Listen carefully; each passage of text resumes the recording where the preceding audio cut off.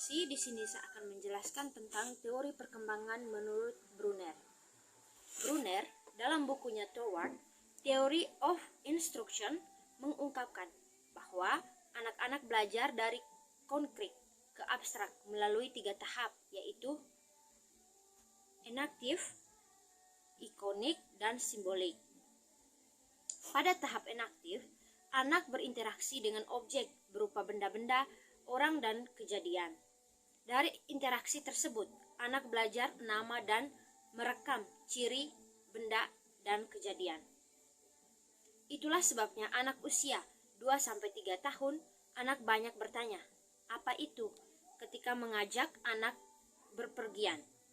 Sepanjang jalan mungkin ia akan bertanya, apa itu?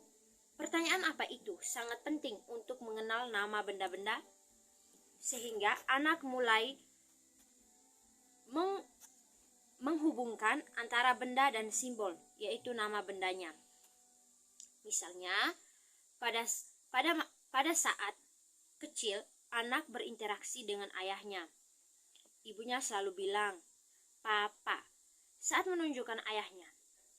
Anak mulai menyadari adanya hubungan antara kata papa dengan benda yang dimaksud, yaitu ayahnya. Pada proses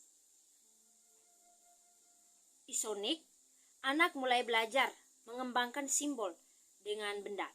Jika anak diberi kartu domino, ia tahu bahwa artinya 2. Proses simbolik terjadi saat anak mengembangkan konsep dalam hal ini.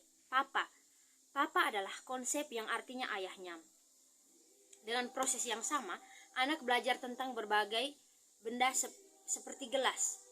Semakin dewasa, ia akan mampu menghubungkan konsep tersebut menjadi lebih kompleks, seperti minum air dengan gelas.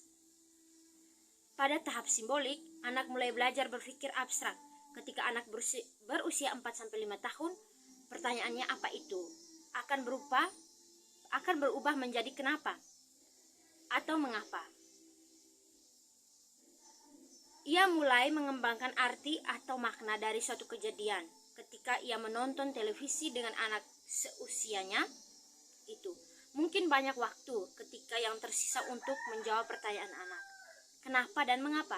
Oleh karena itu, alangkah baiknya jika sedang menonton televisi, anak usia tersebut didampingi oleh orang tua atau orang yang mampu menjelaskan arti dari suatu urutan kejadian agar anak mampu memahami artinya.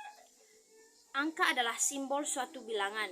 Menurut teori Brunner, belajar bilangan dari objek nyata perlu dibiarkan sebelum anak belajar angka. Oleh karena itu, pada saat kegiatan menghitung, sebaiknya anak dilatih menghitung benda-benda nyata. Setelah itu, baru anak dilatih menghubungkan antara simbol bilangan. Menghubungkan antara jumlah benda dengan simbol bilangan. Seringkali guru tidak sabar dan ingin agar segera dapat mengenal bilangan dan menggunakan operasi bilangan. Hal itu bisa berakibat fatal. Anak menjadi susah memahami bilangan. Misalnya, guru menjelaskan 1 telur ditambah 1 telur sama dengan 2 telur. Lalu, guru menggunakan bahasa simbol. 1 ditambah 1 sama dengan 2.